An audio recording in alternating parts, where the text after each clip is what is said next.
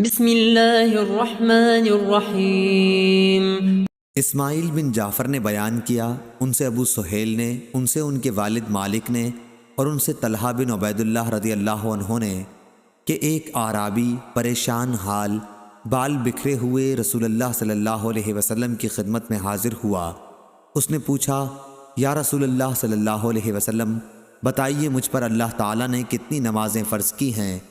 آپ صلی اللہ علیہ وسلم نے فرمایا کہ 5 نمازیں، یہ اور بات ہے کہ تم اپنی طرف سے نفل پڑھ لو۔ پھر اس نے کہا، بتائیے اللہ تعالیٰ نے مجھ پر روزے کتنے فرض کیے ہیں؟ حضرت صلی اللہ علیہ وسلم نے فرمایا کہ رمضان کے مہینے کے، یہ اور بات ہے کہ تم خود اپنے طور پر کچھ نفلی روزے اور بھی رکھ لو۔ پھر اس نے پوچھا، اور بتائیے زکوٰۃ کس طرح مجھ پر اللہ تعالیٰ نے فرض کی ہے؟ آپ صلی اللہ علیہ وسلم نے اسے شرع اسلام کی باتیں بتا دیں۔